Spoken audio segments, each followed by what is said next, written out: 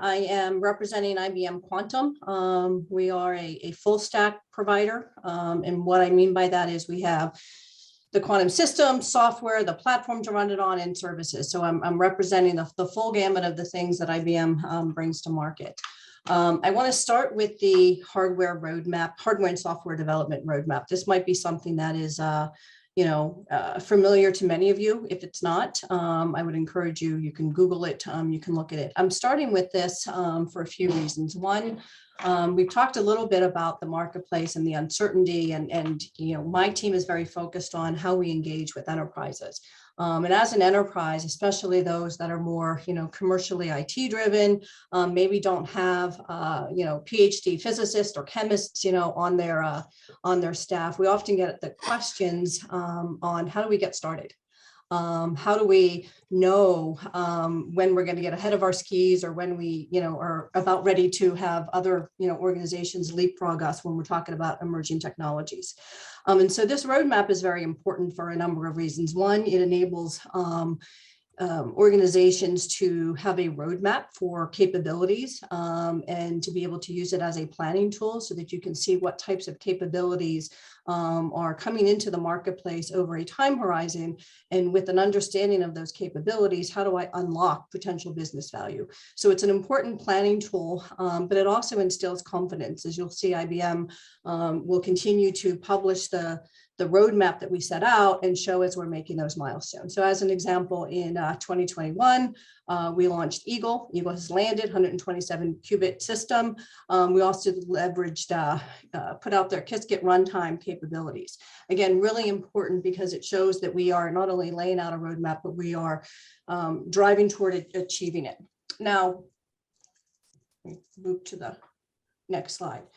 I'm going to step back just a little bit. I think IBM works with enterprises directly, but we also work indirectly. We have a lot of partners, some of who are on the call with us right now.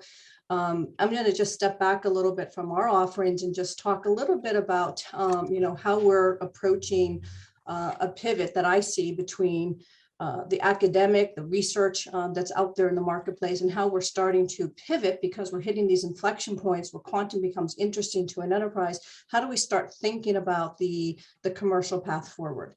And one of the things that I would say when we work with the enterprises that we're working with is there's a gamut, right? There are organizations that are the pioneers of quantum that have invested over the course of many years now in building quantum capabilities, in advancing the knowledge of quantum from a theory to an application perspective. We are also starting to see on an increasing basis, I think Matt might have hit it from BCG, we are seeing an increasing amount of enterprises really starting to, wake up and starting to ask questions. And many of those don't have internal capabilities. They don't have yet quantum champions, but they're seeing a lot about the advancements that are happening in technology, and they're starting to ask questions.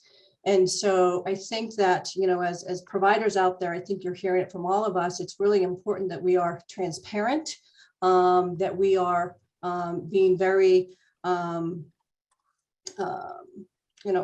very setting the expectations with clients based on where they want to go, where the technology is, how do we help them build a knowledge base of quantum so that they can become more informed in the strategic decisions that they make about how they want to invest in quantum, when they want to invest in quantum, and why. And so again, we really look at everything that we're doing in the marketplace, indirectly and directly with enterprises, really is trying to help them unlock the value, helping them build capabilities so that they can be self-sufficient on their journey. One of the points that I will, bring out is that technology is moving really fast. And one of the things that you've seen in other areas of emerging technology is talent. Talent becomes the bottleneck for growth. Talent becomes, the rare commodity that everyone's going to go out and chase. And one of the things that I'll, put there as we start to get closer to inflection points where we're going to be able to start to do things and experiment with quantum in ways that we can't do in a classical era, is only 6% of organizations, this was a year ago from Gartner, but only 6% of organizations at the time really felt that they had the skills that were necessary to think about how they would approach quantum, let alone implementing and delivering. And so what impresses me and excites me about being able to be part of, the QED-C and this, session out there is that there are many providers that are out there that are able to help clients, that are able to help them build their skills, that are able to help them start to apply and to start to think about what their strategy should be for their adoption of quantum. And I think that is very, very important. Talent is a big piece of it. How do you start small, right? Maybe it's more than one, doesn't have to be 20, doesn't have to be hundreds, but how do you start to build the internal capabilities so that an organization can go in very informed and make the right strategic decisions. We really, beyond just looking at where the client is and trying to meet them where they are in terms of their level of maturity, in terms of whether the organization is, approaching quantum from an outcome-driven perspective around research, or whether they're really starting to look at when the commercial implementation of quantum could be, quantum readiness is at the heart of it all. And we look at quantum readiness at IBM as really a continuously evolving state. That is going to be very unique to, to the client. What is their appetite for risk? What is their innovation strategy? What is their transformation strategy? But also you've got to look at it holistically. So when we look at quantum readiness, we look at strategy, we look at operations, and then we look at technology. And we really look at all three of those things are going to change relative to where the marketplace is, relative to whether, competitors are coming in. So quantum readiness is the, at the heart of what we look at. I'm not going to get into our very specific offerings.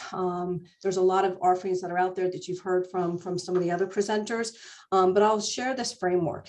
This is a framework in terms of what we believe is a very solid journey for enterprise adoption. We believe that the journey takes years. We'll put it at 3 years. It's going to be, less or more depending on the organization and what they're trying to accomplish. But one of the first things is education and technical skill building. And when I say education and technical skill building, it's not just for technical teams, right? It's trying to build fluency within an organization, particularly business stakeholders, to understand what quantum is and what it isn't. And then also ensuring that you're building some technical capabilities, again, so that you can really make informed choices as you start to think about what your quantum strategy might be. When we talk about quantum strategy, it's what are the relevant use cases?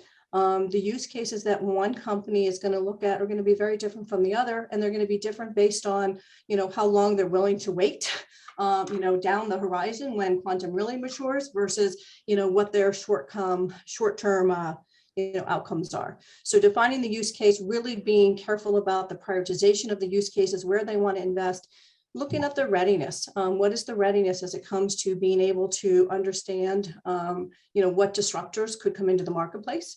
Understanding the readiness in terms of if you're going to go change an algorithm, what are the regulatory timelines that you need to be thinking about? And ultimately, what's your adoption roadmap?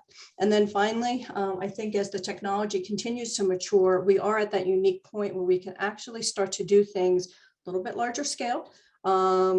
Proofs of concept, or what I like to say, kind of, the early prototypes that are used not only for education, but more importantly, used for planning. What are the implications in terms of your technology changes that you need to be thinking of? So we look at adoption very broadly. I've seen a lot of the things that others on the call have been showing that, again, are trying to get to how do you educate, how do you set a strategy, and ultimately, how are we trying to move an organization or an entity to quantum adoption in more of a commercial, not just research perspective. Then finally, you can go to ibm.com quantum computing, focus on business for this audience. We have use cases up there. We have the quantum decade. You can see some of the clients that we're working with, partners that we're working with. We've got startups, we've got GSIs, we've got research, academia, and we've got a lot of indirect hubs. And then if you want to talk to someone, you can fill out, there's a contact form on ibm.biz, IBM Quantum Learn More. You can click that, and then there's some links in the bottom, I think, when the presentations get sent out.